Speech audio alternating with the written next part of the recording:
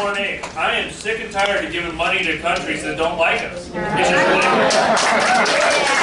just ridiculous. On August 3rd in Merced, I asked you if you supported the Penny Mac plan, to which you responded that you co-authored it. Yes. But during my research, I found that not only did you not co-author it on the bill, you didn't co-sponsor it till the 5th of August. Can you explain that? I was an early co-author. Connie's a friend of mine. I don't know why it wasn't on his website. You have to ask him, but I was an early co-author, and after that meeting, I called back to my office and said, can you call and make sure? And that's what they did. Okay, so it wasn't on the website until after the 5th that you actually co-sponsored it. So I'm kind of curious where that came up. I don't know how he runs his internet site or what, but no, I was an early supporter of it. Yes, ma'am. How does Congress feel about the president's position of Israel?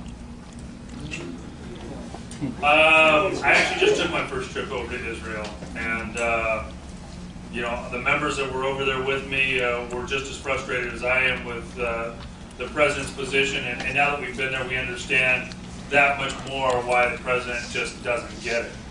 I mean, that country, the democracy that they have, their families that they put, you know, in danger every day. I mean, there was a bus that was bombed there while we were there. That wasn't too far from us. I mean, you know, we saw Gaza Strip and Hamas. The president is wrong. We should never go back to those lines. It's not something we should ever negotiate. You know, I think that it's a challenge enough that you know, I met with Netanyahu over there. I'm surprised that he's willing to meet with the Palestinian Prime Minister when they don't even recognize them as a country or as a people. So the president's wrong. Yes, ma'am. I have a question. How do we rein in this president? He's acting more like a dictator than he is a president, and it just seems like he gets whatever he wants. And I recognize him, maybe he isn't, but I'm just amazed that he has these, what are the Gestapo? He has czars. He's got these things that are totally unconstitutional, and I don't understand. He took us to war in Libya without your authority, or he didn't follow the proper procedure. When are you going to take this guy and take care of him? It's your job to take care of him. How do we deal with the media? What would you like me to do? Cut his money. Cut off funding. Cut his money. Yes. That's why they continue to call us terrorists, because this freshman class is willing to cut his money. We're willing to hold things up. We're willing to shut down government if we have to. And you can do things that are unconstitutional. You didn't shut down government. I didn't have it. You could have, but you didn't. How? I understand. I'm just as angry as you are. Yes, sir. Two judges, their opinion was to outlaw his medical plan. Of course. Well, it's not fully implemented yet. I mean, that's part of the problem. It is because it's not fully implemented, we can't fully repeal it. We obviously repealed it in the House. That's one of the first things we did. You know, it's sitting over in the Senate right now, but you know, states are going to continue to, you know, to put it through their courts, and their courts are going to continue to say it's unconstitutional. But look, his health care plan is his signature item. That's the one thing that he is not going to negotiate on no matter what. He's made that very clear. It's going to be an election year issue. And people are going to go to the ballot box and decide on their next president, and that's going to be one of the major issues. I just don't see him backing down on it. But I'll take that issue. And I'll take that issue to the people, because I think the people will understand not only is it unconstitutional, but I don't care if, you know, if you're the left or seniors. I don't think anybody wants this plan. To give a board you know, to be able to dictate to me what type of care I'm going to receive or not, yeah, is ridiculous. So, yes, ma'am. I would like to know how government employees got excluded from Social Security. They've been out of it for a long time. Congress doesn't pay any Social Security. County and city and state workers don't pay any Social Security. How did they get exempted? I don't know. I do pay into Social Security. I did when I was a state senator. I do now. But I don't know. I think there was a time when they were exempted, but I don't know. I don't. Well, my husband used to work for the county, and they were in the Social Security. Now they are not. That's why the public benefits, we cannot keep up with it. Right. Because they do not pay into Social Security. They got their own. So how do they get out of that Social Security? Because they need to be put back in it. We're either all in it or we're all out of it. Actually, are not. We never got a decision to get out of it. Yeah. You're not, you're forced into it. And that's the same way the health care is going to go. Because they're going around giving all these things exemptions. But we're not going to get an exemption from the health care. We're going to get stuck with it just like the Social Security. And then the public employees are going to have a great package benefit. They're going to have good health care. And us out here are going to have crap as well. I think they look Yes, ma'am. Yes, I ma'am. know a little bit about that from the standpoint of teachers. And teachers, at least in Stanislaus County, do not pay into Social Security. But when they retire, they do not get Social Security if they have never worked out in the public. I'd be happy with that. If they have worked out in the public, the Social Security that they do get is based only on the earnings that they had in that area. It's not based on what they earned all the time, that they were not paying into Social Security. Yeah. And you're also penalized too by Social Security Right. if you're getting FERS. Jeff, Calpers is the how do you get Social Security when you haven't paid in 40 quarters? We have people from other countries We who do. have never That- worked. and that is a big problem. Yeah. That's why, I mean, Social Security has enough money in it that it's going to outlive some of the other big crises we have right now, but it is still an issue that we've got to address. And the driving factor are those that we've added after the fact that didn't pay in it their entire lives. But that, Yes, sir. that situation has been going on for years. When Vietnam fell, right across the Yeah. street from me, 17 of them moved into one house, and right away they were all on Social Security. Exactly. Yeah. That's when the country was richer. The San Jose Mercury News reported recently that another huge solar energy company, this one making solar panels, has just gone belly up after receiving hundreds of millions of dollars federal subsidies. Is the House of Representatives and the Senate beginning to realize that this green movement is not working? It hasn't worked in Spain, it's not working in Italy.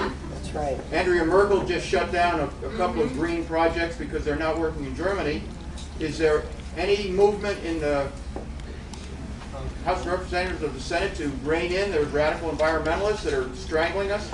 Yeah, I sit on the Resources Committee, and we have reined it in from a committee perspective. But this is an issue that we have to tackle with Republicans as well. I mean, there are some Republican governors that have been pushing these initiatives. And you know, it's one thing to support green technology. Let's just not make the mistake of throwing money at it. You know, That's right. you know, we have a free market here.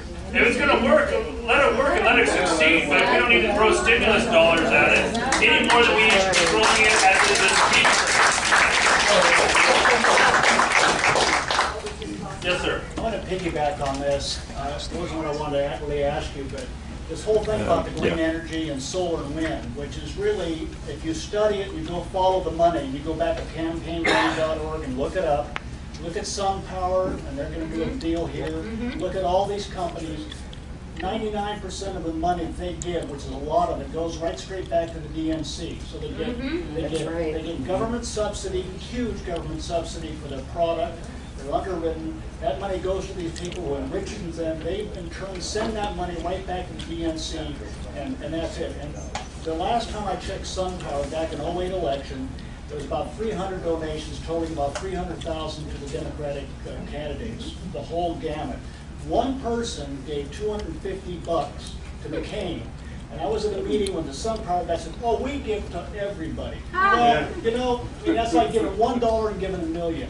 You know, but this is really a travesty. This is, I would call it money laundering. You might call it something different, but this has got to stop. I know Republicans are, you know, they're capable of doing the same thing, but you have control of one industry for their own self-interest, and they're piping that money right back through, and we're really taking it to shores. And no one's listening to people out here. We're having to deal with this. And the people in Modesto will be paying an exorbitant amount for their energy because they're putting in a solar plant out here. No one's looking at the costs. And we're going to be tied up for 25 years with basically 50-year-old technology.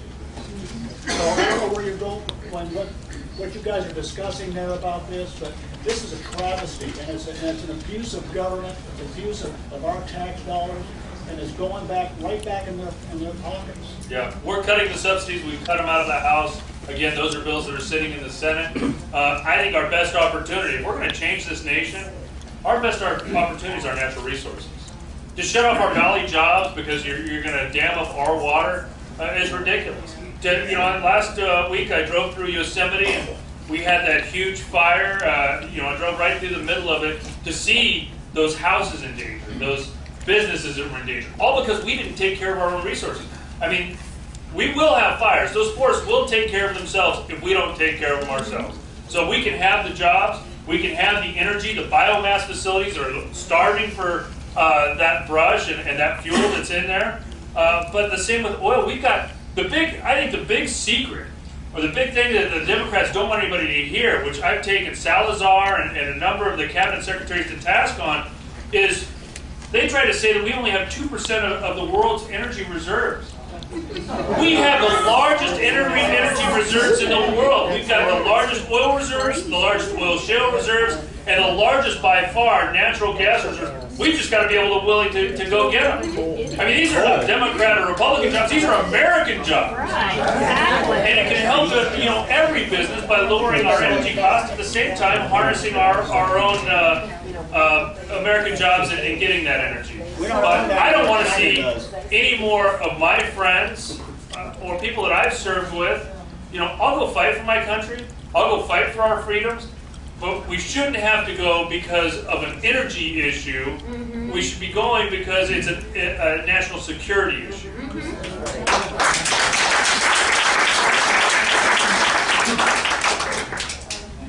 Just recently, and we have heard at many times, that the administration is saying billions of dollars overseas to, for instance, build a dam in Pakistan. Now, what I'd really like to know is, does the House have the power to stop that sort of giveaway program? Yes, the question is billions in foreign aid, that we're building a dam in Pakistan. Again, when I was over in Israel, we went over to the Palestinian territory. We give $500 million to the Palestinian government, which only a small part of that goes to actually train their troops. The rest of it isn't being tracked like it should. I mean, I think that those countless examples for all different countries that we give foreign aid to. And we've got to stop it. We do have the power in Congress. The issue is actually getting to the piece in the budget and actually cutting it when it comes up. So I think the will is there. The president certainly knows the will is there. But again, we haven't had a budget in 3 years. Almost 3 years. Yes, sir. I'm just curious, what exactly is the government doing to rebuild our economic infrastructure, with our credit rating being downgraded and our dollar dying? I'm just curious how do we expect to compete with China? On our infrastructure itself? With businesses and whatnot. Oh, we're going to hear that on Thursday.